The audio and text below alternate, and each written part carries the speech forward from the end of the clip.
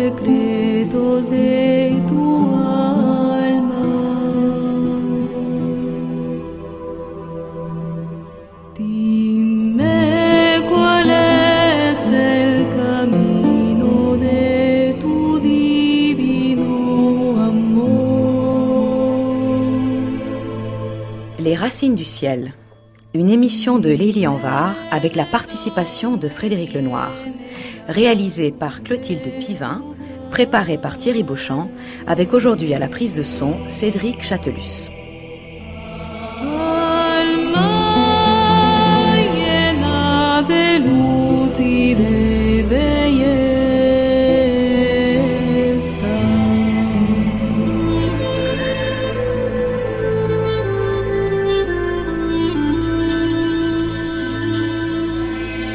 Aujourd'hui, nous recevons Sylvie Laurent pour nous parler de Martin Luther King, ce qui veut dire bien sûr retracer sa courte biographie puisqu'il n'avait pas 40 ans quand il a été assassiné, mais aussi et surtout à travers la biographie d'un homme qui fut à la fois un immense penseur et un combattant politique, d'évoquer en fait plus globalement ce qu'était le christianisme social, le combat pour les droits civiques mais aussi pour les droits des pauvres aux États-Unis, mais peut-être encore de manière plus actuelle, se poser des questions sur les droits humains aujourd'hui et comment on peut combattre pour que ces droits humains soient respectés dans le monde entier.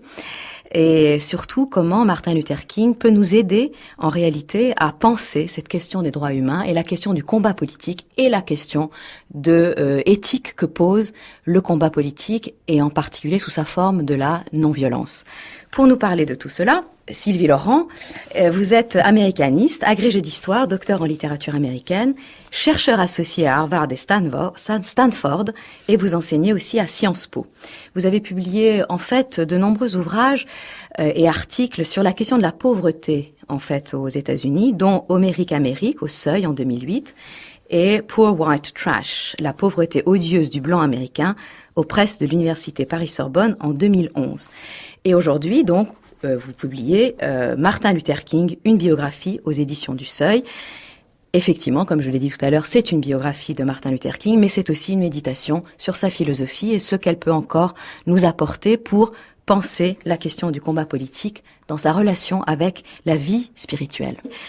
Sylvie Laurent, pourriez-vous nous dire, comme vous le faites d'ailleurs dans votre introduction, comment Martin Luther King aujourd'hui est représenté dans le monde, mais surtout dans la société américaine, c'est-à-dire comment il a été pétrifié, panthéonisé, si j'ose dire, parce que ce n'est pas au Panthéon mais à Washington, et d'une certaine façon, donc, rigidifié en une sorte de statut qui ne permet plus de penser son apport fondamental à l'histoire du XXe siècle. Bien, comme vous le savez peut-être, il y a aux États-Unis un jour férié, Martin Luther King.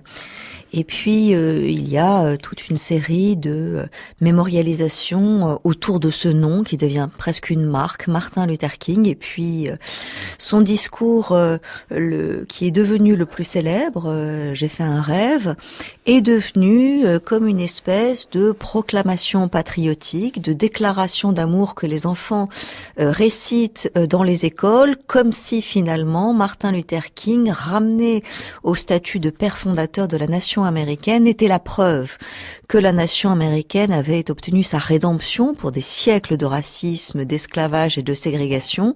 Martin Luther King a existé, il a proclamé son amour de l'Amérique, et donc c'est ainsi que l'on veut se le remémorer et que l'on veut le célébrer.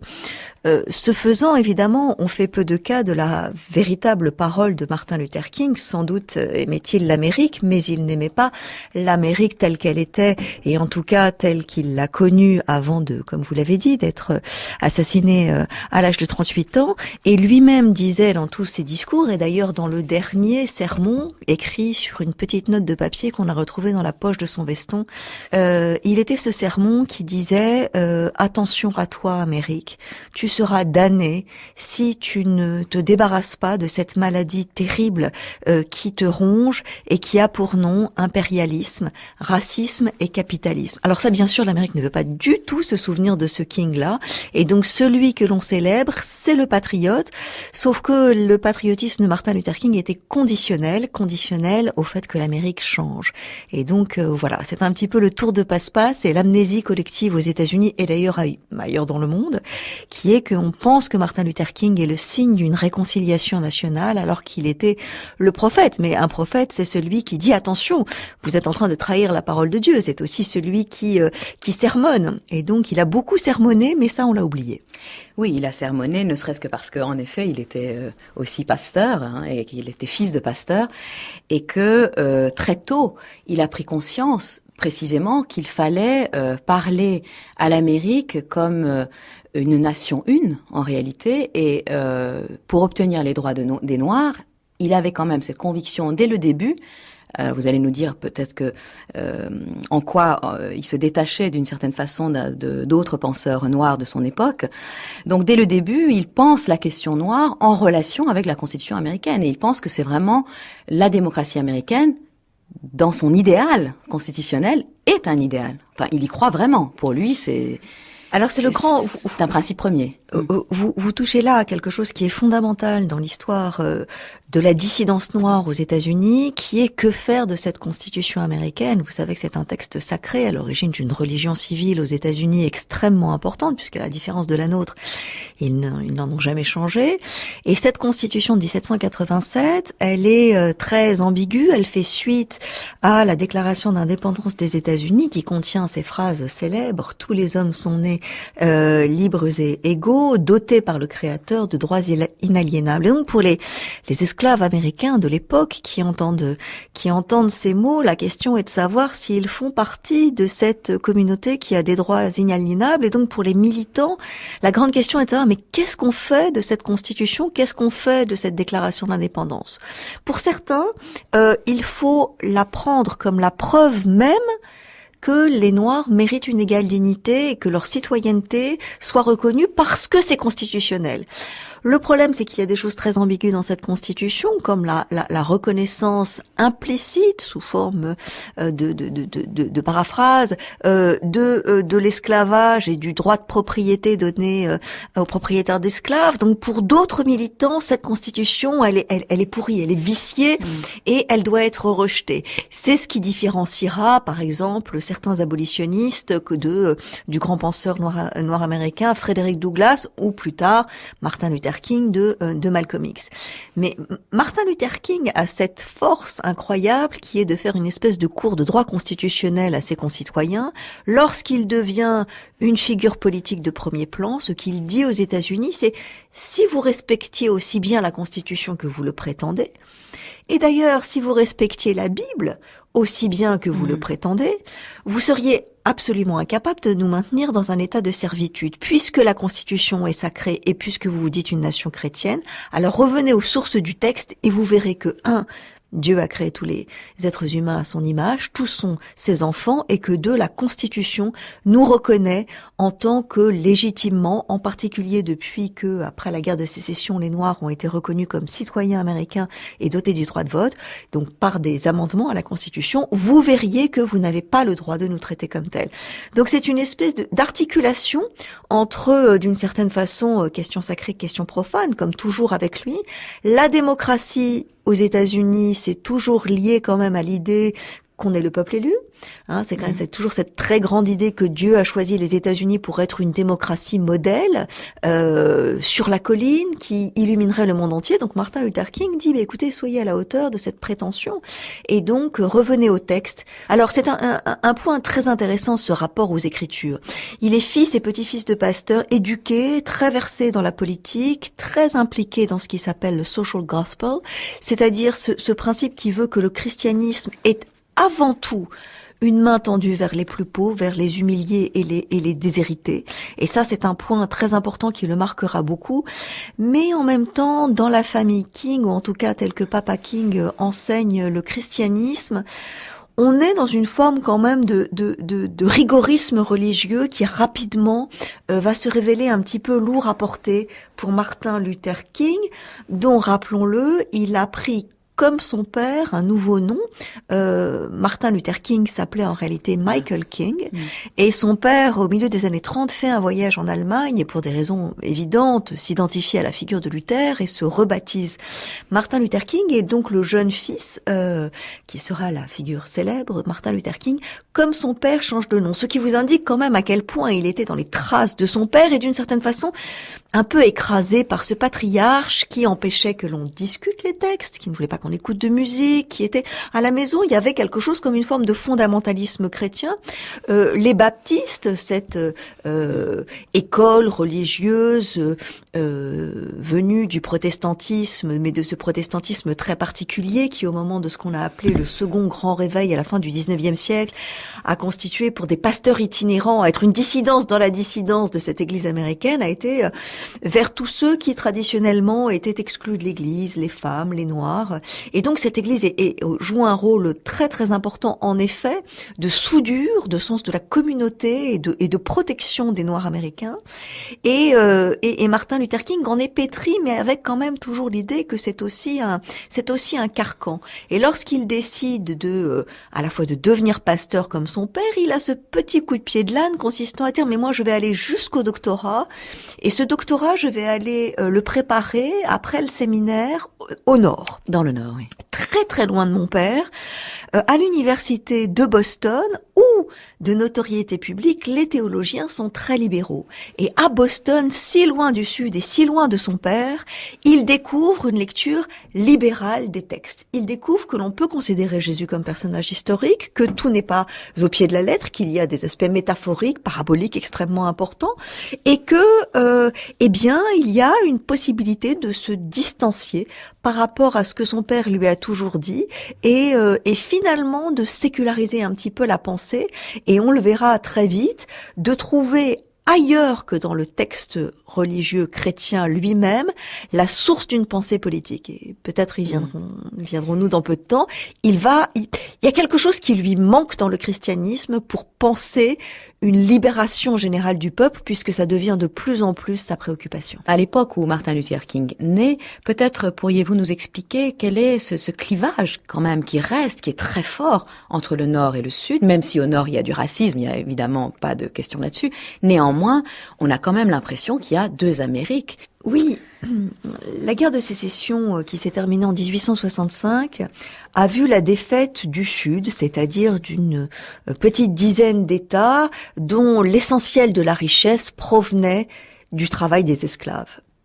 Et qui était, au-delà d'un système économique, une culture, une sociabilité entièrement fondée sur la suprématie des Blancs et sur cet assujettissement de l'ensemble de cette population servile qu'étaient les Noirs. Et donc, culturellement, tout était pensé pour que l'homme blanc soit au pouvoir et qu'il gère ses plantations et l'ensemble de sa vie sociale à partir de cette préséance raciale. Lorsque le Sud perd la guerre et qu'il est militairement défait face à un Nord qui, lui, n'était pas esclavagiste et entendait bien abolir cette institution dont il sentait bien qu'elle était avilissante pour l'ensemble de la nation, le Sud résiste.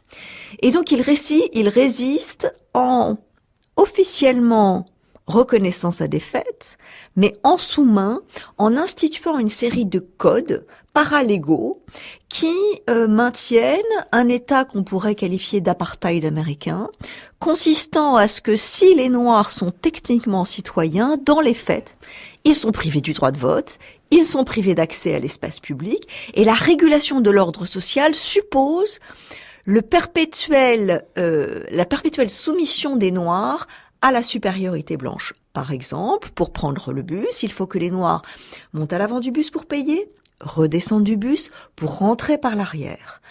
s'asseoir dans les derniers rangs, sauf si le bus est trop rempli de populations blanches qui veulent s'asseoir, auquel cas ils doivent se lever.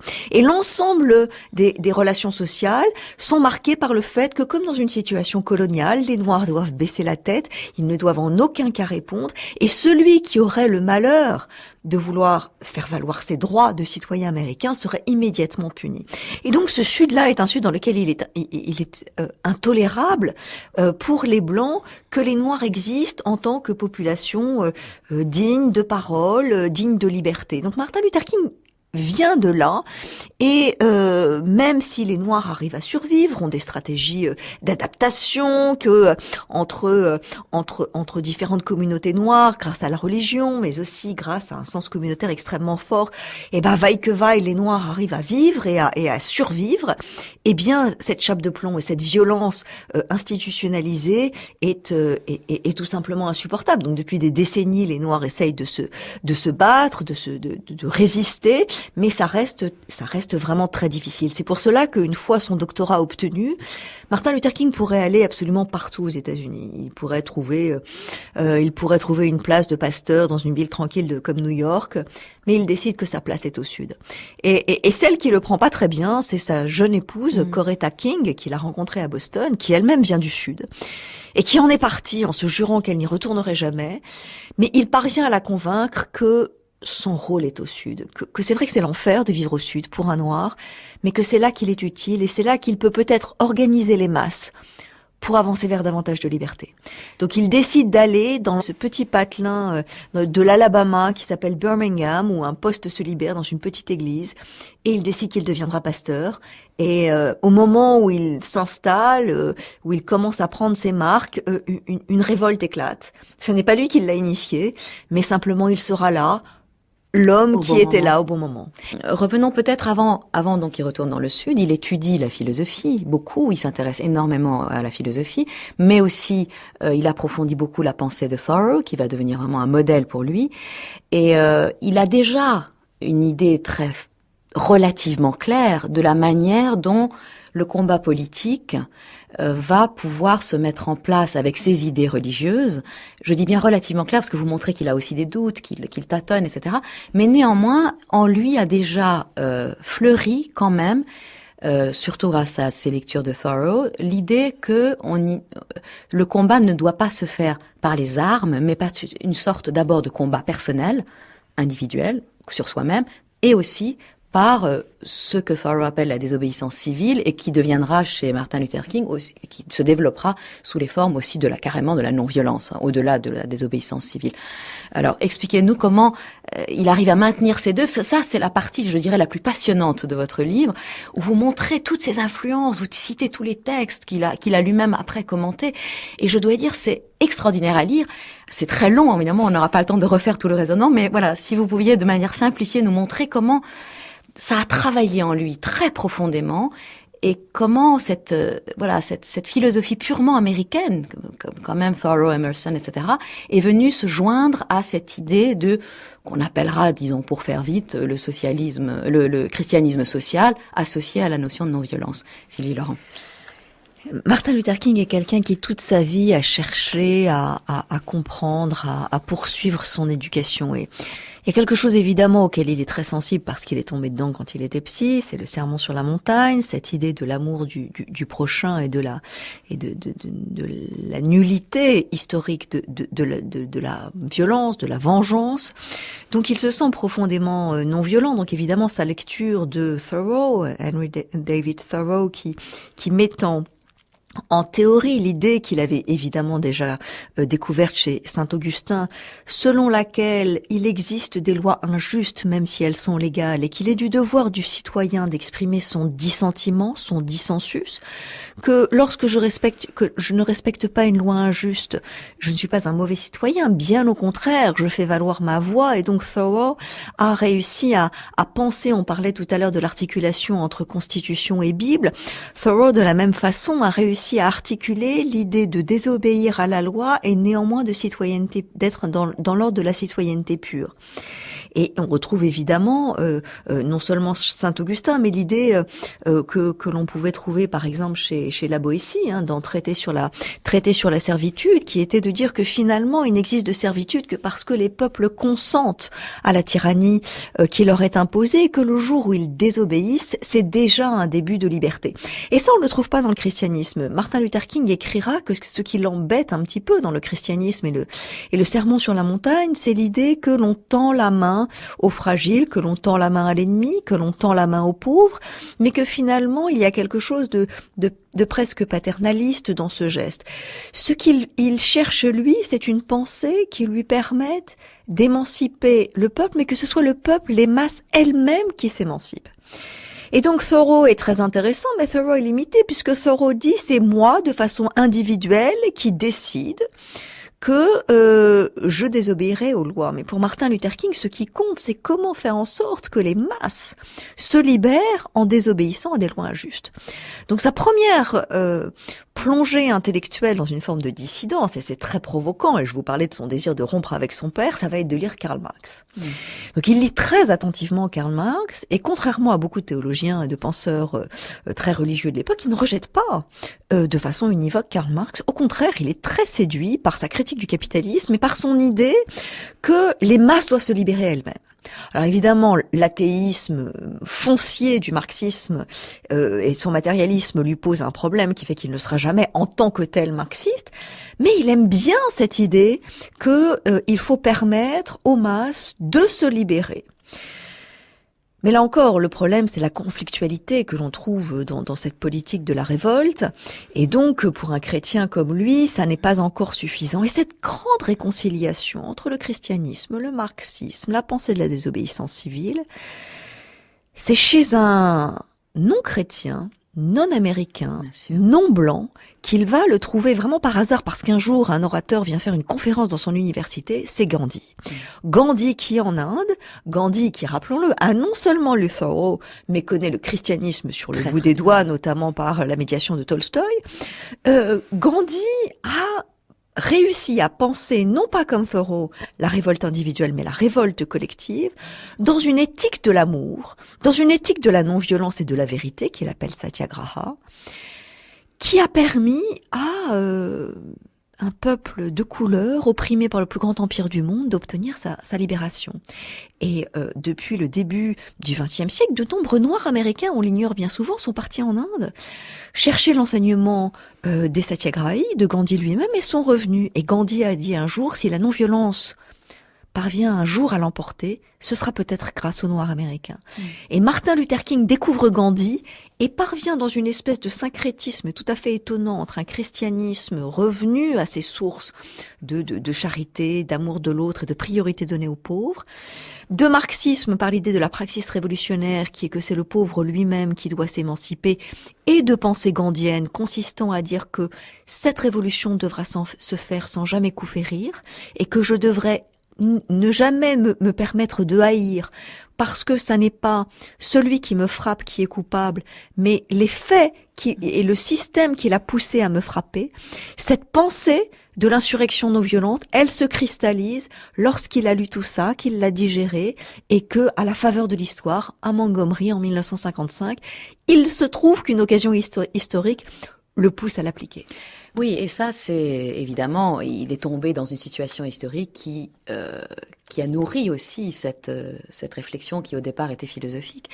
Et en effet, il commence, on est très étonné de voir avec quelle violence les États du Sud, en particulier l'Alabama, vont réagir à juste une action extrêmement simple, qui est de faire la grève des bus. C'est même pas de monter là où à la place des Blancs, c'est carrément de ne plus monter dans le bus, puisque et ça m'a beaucoup frappé, ça. J'avais jamais réfléchi au fait que c'est quand même une chose très simple, mais ça déclenche une violence en regard qui prouve peut-être que la méthode est d'une efficacité redoutable. Alors au début, c'était un pari. C'était un pari complet de se dire, pour lutter contre cette humiliation du traitement par les chauffeurs de bus, et Essayons juste en effet de ne plus prendre le bus. Or, juste un petit point de détail, mais qui a son importance, les Noirs constituent l'essentiel de la clientèle de la société de bus de Montgomery. Donc décider de boycotter les bus et de marcher. Et là, on commence une longue décennie de marche à pied, puisque c'est une tradition d'ailleurs gandhienne très très forte. Hein. Exactement, mais qui, avec la marche du sel en Bien 1931, mais qui là prend une dimension mystique quasiment de pèlerinage. Le rabbin Heschel, qui était un très proche ami de Martin Luther King et qui l'a soutenu tout le temps, disait nous prions avec nos pieds. Et comme ils ont besoin d'un représentant, ils demandent à Martin Luther King, qui venait d'arriver, qui était jeune mais très éduqué, qui parlait très bien, de les représenter, ce qu'il fait. Et en l'espace de quelques jours, les premières menaces de mort arrivent non seulement dans la maison de Martin Luther King, mais auprès de tous ceux qui se sont engagés dans le combat. Tout noir qui ose relever la tête est une provocation intolérable pour l'establishment des Blancs. Néanmoins, après plus d'un an, il a fallu plus d'un an de boycott de bus, les avocats de la cause des Noirs parviennent à obtenir auprès des juges et auprès de la Cour suprême la décision selon laquelle la ségrégation dans les bus est désormais inconstitutionnelle, donc il ne pourra plus continuer à en être ainsi. Et donc Martin Luther King et ses amis se disent on a réussi à le faire à Montgomery, pourquoi pas ne pas le faire dans tout le Sud? Mais Martin Luther King pose une condition, qui est j'accepte de demeurer votre chef et j'accepte que nous portions le combat à l'échelle de toute la région, mais il faut que ce combat reste absolument non violent. Alors il va commencer à organiser des séminaires de non-violence et à chaque fois qu'il mènera un combat et d'autres étudiants noirs qui avaient suivi d'autres cours, d'autres penseurs de la non-violence, en particulier dans le Tennessee, auront pour principe que leur force absolue, c'est de ne jamais être d'une certaine façon américain, c'est-à-dire naturellement enclin à la violence, de ne pas être comme les Blancs, d'avoir cette espèce de qualité morale supérieure consistant à ne pas haïr, à ne pas répondre, à ne pas faire le don à autrui de sa haine. Oui, il fallait une force morale effectivement incroyable, puisque vous racontez qu'il a quand même, on tire sur lui, on met des bombes dans sa maison où il y a ses enfants qui viennent de naître, etc. Donc il faut aussi un courage physique, tout simplement physique en réalité, tous ceux qui ont fait la marche avec lui aussi. Est-ce que vous diriez que c'est ça l'alchimie étrange qu'on a du mal à reproduire aujourd'hui, parce que parfois je me dis mais c'est quand même incroyable la puissance que ça dégage. Effectivement, j'avais visité le mémorial à Atlanta, j'étais absolument bouleversée par cette visite, et on voit des films d'archives dans lesquels effectivement pendant cette marche ils ne bougent pas, ils se font vraiment tabasser et ils ne bougent pas, ils ne répondent pas, et on se dit moins ils répondent et plus les autres se déchaînent, comme si cette puissance de la non-violence déchaînait au contraire la violence de l'autre. Donc évidemment c'est une posture extrêmement difficile à tenir, et en même temps je me dis ça a marché. C'est vrai que ça a eu des conséquences, même si la situation des Noirs n'est pas idéale aujourd'hui aux États-Unis. Néanmoins, ils ont quand même obtenu beaucoup grâce à ce travail de Martin Luther King, qui n'a pourtant pas duré très longtemps. Pourquoi, de nos jours, est-ce que vous pensez que... pourquoi pensez-vous que de nos jours, cette chose est devenue presque inenvisageable? On ne peut même plus le penser, le combat par la non-violence. Est-ce que c'est parce que ça demande trop de courage moral? Est-ce que c'est... Je suis pas sûre d'être d'accord avec vous. Regardez Aung San Suu Kyi. Regardez Nelson Mandela, devenu président de l'Afrique du Sud après 27 ans en captivité, même si l'ANC n'a pas été entièrement non-violent. La non-violence, ça ne marche pas toujours. La grande chose qu'a comprise Martin Luther King, c'est que il faut être trois pour faire une révolution non violente. Celui qui marche et qui est pacifique, celui qui résiste, qui s'oppose et qui tabasse, et le troisième terme, c'est celui qui regarde.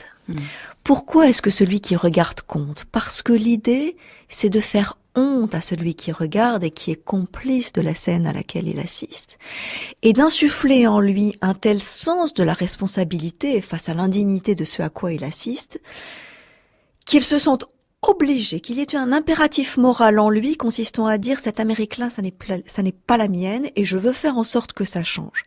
Et Martin Luther King a joué de beaucoup de chance, et d'ailleurs ce n'est pas lui tout seul, ce sont les masses noires dont il n'a été que le porte-parole. C'est que il y a deux choses qui arrivent au moment où les Noirs portent leur combat. Premièrement, la télévision. La télévision arrive dans les foyers américains à cette période-là. Ça veut dire que pour la première fois, si ce qui se passait sous le boisseau dans le sud avant et que les Noirs feignaient d'ignorer, désormais dans tous les foyers américains, jusqu'à la Maison-Blanche, Kennedy verra à la télé les images d'enfants noirs se faire tabasser. Et l'autre circonstance historique, c'est la guerre froide. La guerre froide dans laquelle les États-Unis se présentent comme le parangon de la démocratie face à une Union soviétique qui est l'empire du mal, qui est le lieu de la tyrannie et de l'oppression des minorités. C'est très compliqué pour les États-Unis de laisser le monde voir ces images de Noirs opprimés qui se contentent de marcher pacifiquement et d'aller faire la leçon aux Vietnamiens ou aux Soviétiques en leur disant « vous êtes les oppresseurs ». Donc la Maison-Blanche s'est sentie un petit peu embarrassée et elle a pressé peut-être le progrès vers l'égalité raciale parce qu'il y avait ce contexte-là. Donc il y a encore aujourd'hui, en 2015, partout dans le monde, des combats non violents. De la Palestine aux Indiens d'Amazonie, les gens mènent le combat non violent, mais comme le dit Martin Luther King, ça ne marche pas toujours. C'est vrai que les voix qui ont porté cela, soit se sont fait assassiner, soit ont craint pour leur vie encore aujourd'hui. Et non seulement eux qui en sont les porte-paroles et les figures iconiques, mais les millions de petites mains, ou j'ai envie de dire de petites jambes, qui marchent à leur côté et qui, il faut imaginer ce que c'est d'être un noir à Montgomery en 1955 et de refuser de prendre le bus. Ce sont des domestiques, des ouvriers, des cireurs de chaussures, des cuisiniers dans les restaurants. Ils prennent le risque d'arriver en retard, ou bien de perdre leur emploi parce qu'on considère que leur attitude est une attitude de défi. Donc ça demande un courage et surtout une forme de confiance, non seulement dans la validité de sa cause, mais dans l'idée que ça peut marcher. Et peut-être ce qui manque aujourd'hui, c'est cet espoir qu'au bout du bout, on va y arriver. Et l'avantage de la transcendance de mouvements religieux comme ceux de Martin Luther King, c'est qu'il y a une forme de messianisme. C'est-à-dire qu'on est persuadé que Dieu marche à nos côtés. Donc si Dieu, Jésus à tout le moins, marche à nos côtés et que par conséquent, la révolution sera forcément positive, elle débouchera forcément sur la victoire. Lorsqu'on n'est ni marxiste, ni chrétien, ni dans une pensée du sens de l'histoire, c'est plus difficile parce qu'on est soumis aux aléas et au simple rapport de la contingence et de la force. Donc c'est difficile. Martin Luther King a eu cette chose qui est d'être profondément persuadé que la justice adviendrait.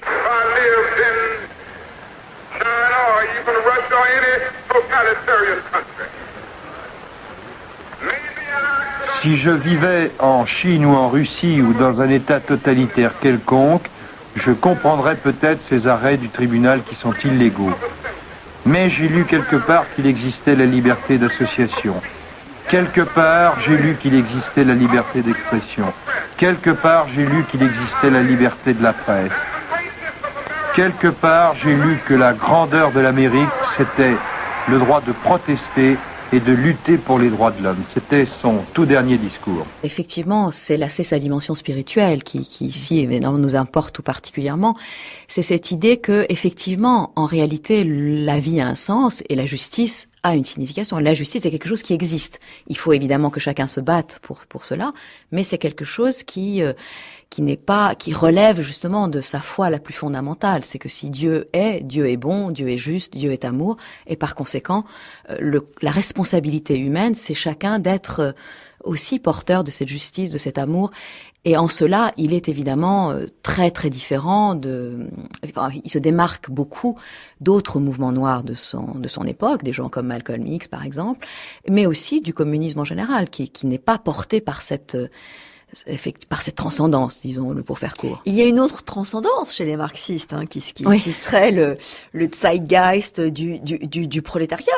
D'ailleurs, de temps en temps, King utilise cette pensée selon laquelle le capitalisme porte en lui les germes de sa destruction.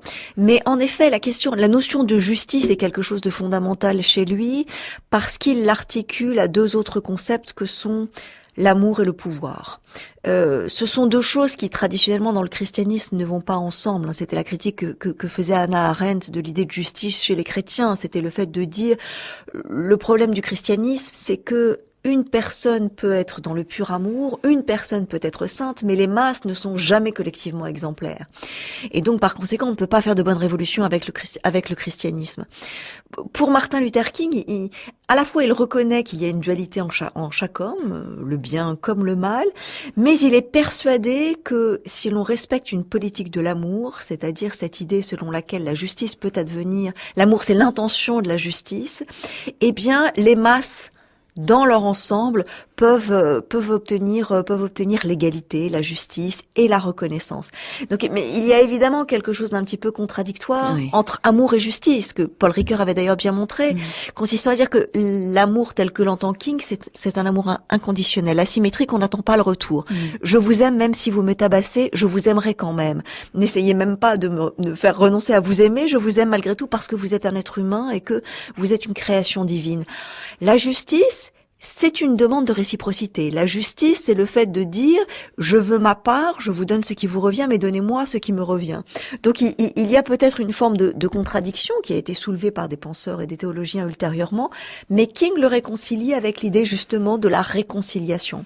Malcolm X pense que la réconciliation n'est pas possible avec l'Amérique blanche, que le racisme et le christianisme sont par trop pollués par le mépris des Noirs, et donc il lui faudra attendre la fin de sa vie, un pèlerinage à la Mecque, pour comprendre le sens véritable de la Oumma, la communauté, qui en réalité est un appel à la fraternité très proche du christianisme, visant à dire que quelle que soit la race, finalement, la communauté des croyants appartient à une seule et même cité universelle, une seule et même cité de Dieu, pour reprendre les propos d'Augustin.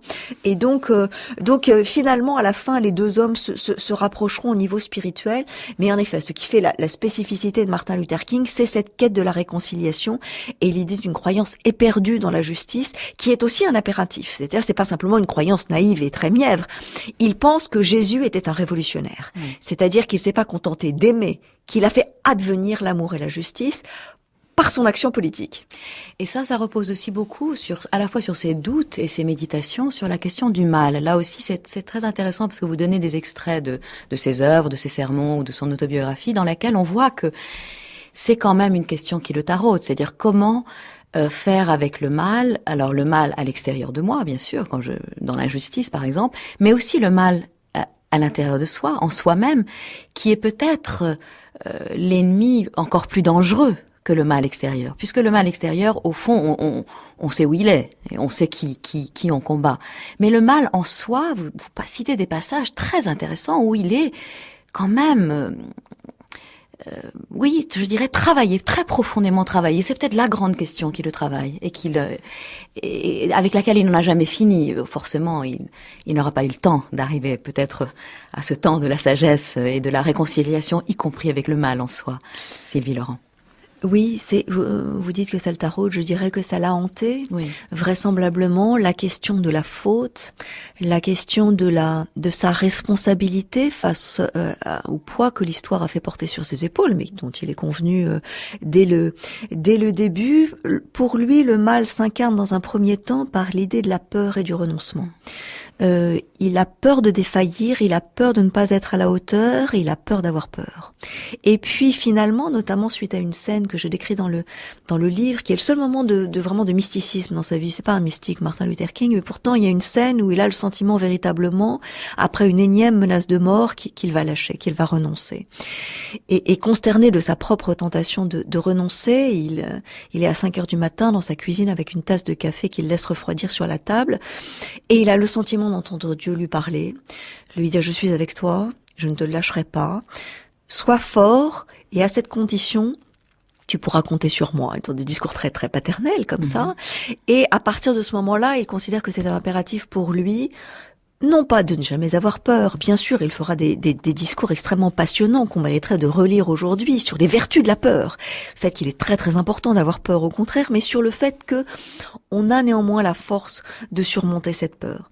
Plus tard, la question du mal, ce sera, comme souvent chez les penseurs protestants, la question du péché et la question de ses actes personnels. Martin Luther King n'était pas un saint, il n'a jamais prétendu l'être, mais on a beaucoup voulu qu'il le fût.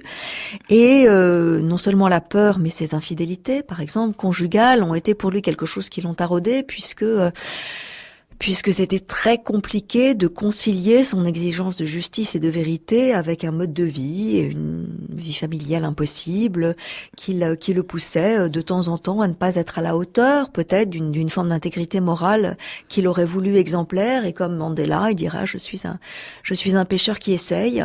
Mais c'est évidemment une question qui le hante beaucoup. Et puis la dernière question, c'est la culpabilité, le mal qui peut-être l'a rongé aux portes de la dépression, puisqu'il a fini sous médicaments, buvant et fumant plus que de raison, avec des crises dépressives extrêmement puissantes.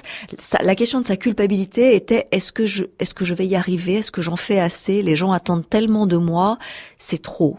Je ne peux pas moi seul, tel Atlas, porter tout ce combat parce que c'est trop lourd, je ne vais pas y arriver. Dans ces moments de doute et de crainte, il est très mal.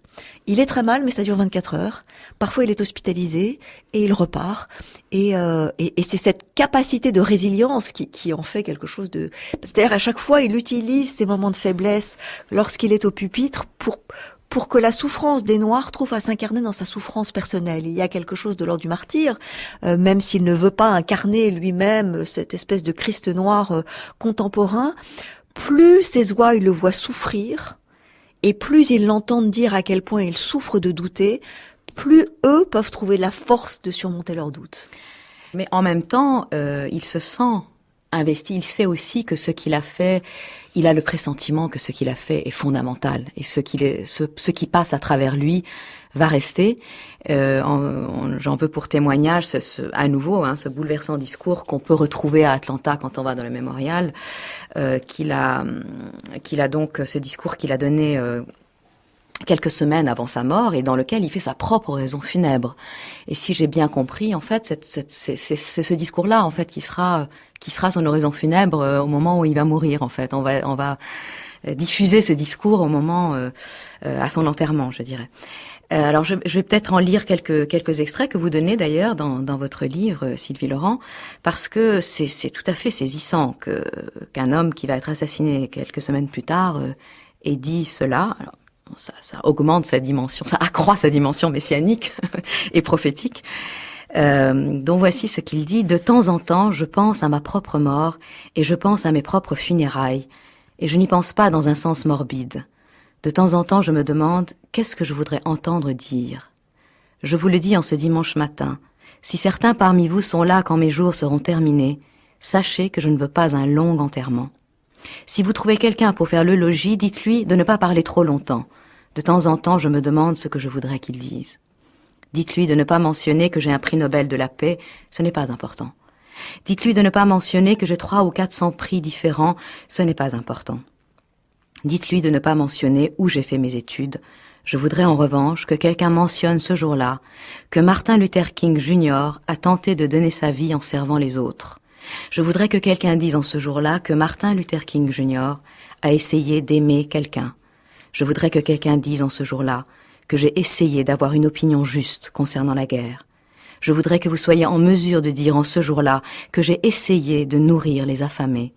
Et je voudrais que vous soyez en mesure de dire ce jour-là que j'ai essayé dans ma vie de revêtir ceux qui étaient nus. Je voudrais que vous soyez en mesure de dire en ce jour que j'ai essayé dans ma vie de rendre visite à ceux qui étaient en prison. Je voudrais que vous soyez en mesure de dire que j'ai essayé d'aimer et de servir l'humanité. Alors la raison pour laquelle, Sylvie Laurent, je tenais absolument à citer ce texte-là et non pas d'autres, celui du rêve qui évidemment est beaucoup plus célèbre et qu'on connaît mieux, c'est parce que je pense que c'est et vous me direz si vous êtes d'accord, c'est presque un programme qu'aujourd'hui et maintenant chacun de nous peut faire sien. Au fond, est-ce que être prêt à mourir, c'est pas être prêt à dire oui, j'ai fait ce que j'avais à faire, j'ai fait mon devoir d'homme. Et je trouve que c'est un très beau programme. J'ai aimé quelqu'un, j'ai essayé d'habiller les pauvres, j'ai essayé d'être meilleur en humanité et de faire progresser à ma façon la vie, d'une certaine façon, dans ce monde. Qu'en pensez-vous? Alors, en cette fin d'émission? Je pense que le programme, ce qu'il nous propose, c'est d'essayer. Peut-être pas de parvenir, oui, mais de ne jamais cesser d'essayer. Et c'est un discours remarquable. Je suis contente que vous l'ayez choisi. Et si vous y réfléchissez bien, on y entend des accents du pape François. Absolument. C'est-à-dire que cette musique-là, cette condamnation de ce que François appelle la mondialisation de l'indifférence, ce qu'il appelle aussi la mentalité du rebut, qui nous pousse à négliger ou à oublier le dépossédé qui est pourtant à côté de nous. C'est quelque chose, moi, très souvent, lorsque je lis les discours du pape François, n'étant pas religieuse du tout moi-même, je suis très frappée des correspondances avec ce que disait Martin Luther King, une espèce d'appel à la fraternité, ce que Martin Luther King appelait la communauté bien-aimée, rendre ses lettres de noblesse à l'amour, mais pas un amour mièvre, pas quelque chose de l'ordre, ni de l'amour érotique, ni de l'amour bien pensant, ni de quelques mièvrerie que ce soit, mais bien au contraire, l'idée d'une éthique de vie à laquelle on se tient. C'est pas grave si on échoue, c'est pas grave si on n'accomplit pas tout, mais au moins trouver une raison pour laquelle on serait prêt à mourir, c'est nous donner une raison de vivre, disait Martin Luther King. Alors c'est une très très grande exigence, mais je pense en effet que avec un petit peu d'imagination et un petit peu d'introspection, on peut y parvenir. C'est d'ailleurs la raison pour laquelle je tenais à ce que cette émission donc ait lieu donc aujourd'hui, le 27 décembre, puisque c'est la dernière émission de l'année. Ce sera presque nous essaierons de faire nôtre pour l'année qui vient, ce programme qui est évidemment le programme d'une vie. Merci beaucoup Sylvie Laurent. C'est moi qui vous remercie. D'être venue évoquer donc la mémoire de Martin Luther King. Je rappelle le titre de votre ouvrage, c'est tout simplement Martin Luther King, une biographie, publiée aux éditions du Seuil.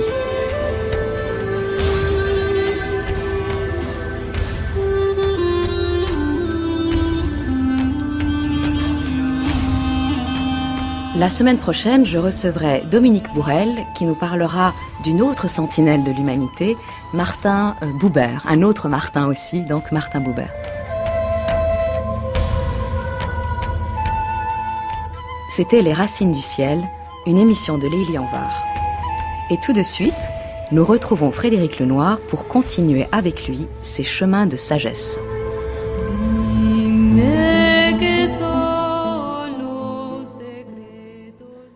J'ai évoqué dans la précédente émission la figure de Spinoza. Et c'est un auteur sur lequel je voudrais insister, et j'y reviendrai encore plusieurs fois, parce que c'est certainement en Occident l'un des principaux auteurs, l'un des principaux penseurs, philosophes qui nous parle du bonheur et de la joie. Il est souvent appelé le philosophe de la joie. En fait, c'est tout à fait vrai, puisqu'il fonde entièrement sa philosophie sur la joie, mais en même temps, la joie dont il parle, c'est une joie active, permanente, qui est une synonyme du bonheur, puisqu'il recherche le bonheur, je le définis au départ de ces émissions, comme la recherche d'un état d'être par rapport au plaisir, qui est simplement une émotion passagère. Et pour Spinoza, il est possible d'atteindre un bonheur durable, global, permanent, quelles que soient les circonstances extérieures, et il identifie ce bonheur à la joie, à une joie permanente, à une joie complète. D'ailleurs, en cela, il n'est pas le seul à le faire. Déjà, Sénèque disait « L'effet de la sagesse, c'est une joie continue ». Alors, nous allons voir comment Spinoza nous dit qu'on peut atteindre une joie continue. Alors la première chose à faire, c'est de distinguer les joies passives des joies actives. C'est-à-dire qu'il y a des joies qui effectivement sont liées aux causes extérieures. Vous regardez un match de foot, vous êtes fan de foot, vous pouvez avoir une joie extraordinaire, mais elle va disparaître très rapidement. De la même manière, vous pouvez rencontrer un ami que vous aimez, vous allez être dans la joie, et puis évidemment après la rencontre, la joie diminuera. De la même manière, vous entendez un morceau de musique extraordinaire, vous pouvez être dans une joie, même si la joie va demeurer un temps, elle finira par partir. Et donc, ce sont des joies qui viennent de l'extérieur. Toute la question que se pose Spinoza, c'est comment faire grandir une joie permanente, une joie active qui vient, dont nous sommes la cause, et dont la cause n'est pas liée à une rencontre avec un événement, une personne, un corps extérieur.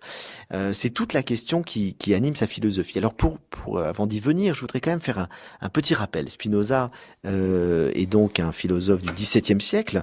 Il est né à Amsterdam en 1632. Il est issu d'une famille d'origine portugaise qui avait fui les persécutions pour s'installer dans ce petit État d'Amsterdam qui était très libéral, ouvert à différentes communautés religieuses, et comme il était juif.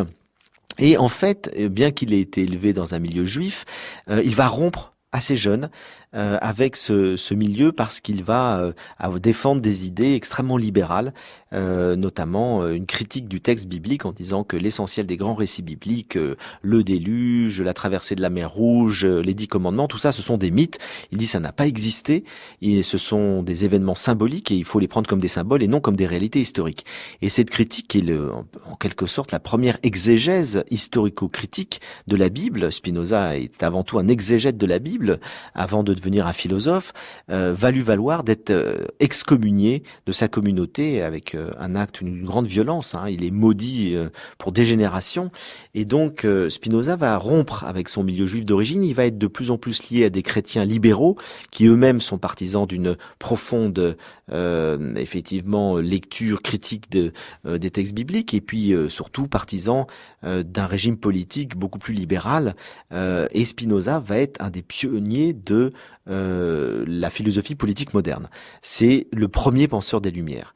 Spinoza, un siècle avant les grands penseurs des Lumières du XVIIIe siècle, un siècle avant les révolutions, va déjà montrer dans son traité théologico-politique que l'état idéal est une république dans lequel il y a une liberté d'expression, une liberté de croyance, donc une république laïque, et il sera donc tout premier à prôner cette liberté politique. Et en même temps, dans son livre majeur, l'Éthique, Spinoza nous dit toute cette liberté à laquelle qu'il prône et toutes ces libertés politiques ne servent pas à grand-chose si l'être humain continue d'être asservi à ses passions, s'il est l'esclave de ces passions tristes que sont la jalousie, l'envie, la peur, le besoin de dominer, etc. Et il y aura toujours des violences et des guerres, même si on est dans un État laïque, si un État démocratique, même si l'être humain n'a pas travaillé sur lui-même, s'il n'a pas fait un effort pour grandir en lucidité, en maîtrise de lui, en raison, et donc s'il n'est pas capable de dominer ses affects. Et Spinoza nous dit, l'être humain est guidé par ses affects, il est mu par ses pulsions, par ses désirs, par ses passions, par ses émotions. Et donc, sans jamais parler de l'inconscient, puisque Spinoza n'utilise pas le mot, il est l'ancêtre de la psychanalyse. C'est le premier philosophe à dire l'être humain est mu par ses affects, et donc tout ce qu'il apparaît comme des grandes pensées, des choix libres, etc., en fait, ce sont simplement des choix dictés par ses désirs, ses pulsions inconscientes.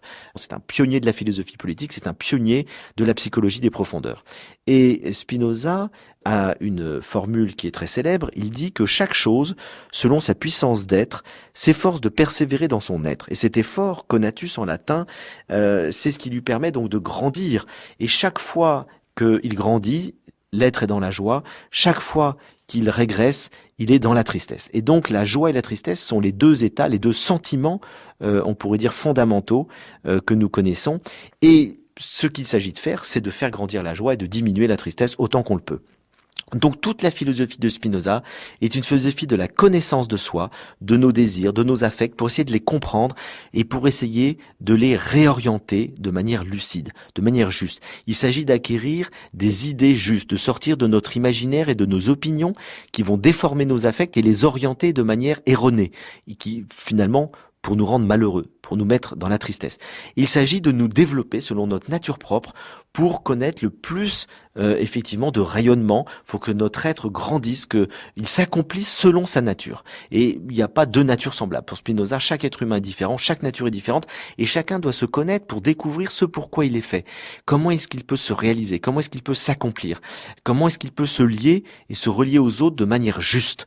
Et c'est ainsi qu'il développe toute une philosophie qui conduit aux joies de plus en plus grandes, de plus en plus actives, de plus en plus parfaites, qui permettent d'acquérir cette sagesse qu'il appelle la béatitude. Et la béatitude, c'est le bonheur parfait. Le bonheur parfait, on peut l'acquérir, selon lui, ici-bas, en cette terre, et il nous fait goûter l'éternité. L'éternité, c'est pas l'immortalité. L'éternité, c'est être pleinement heureux, pleinement libéré de tout l'esclavage de nos affects, qui fait que nous sommes dans une lucidité, une conscience joyeuse, d'être pleinement nous-mêmes et de pouvoir nous exprimer de manière juste. Donc Spinoza est le grand philosophe de la joie, du bonheur, de la béatitude et de la liberté, puisque tout ce chemin-là est un chemin de libération intérieure.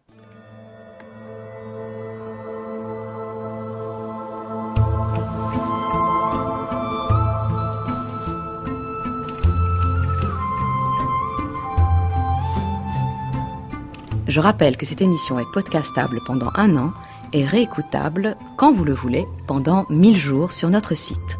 Dans quelques instants, le journal de la rédaction de France Culture. Excellent dimanche à tous.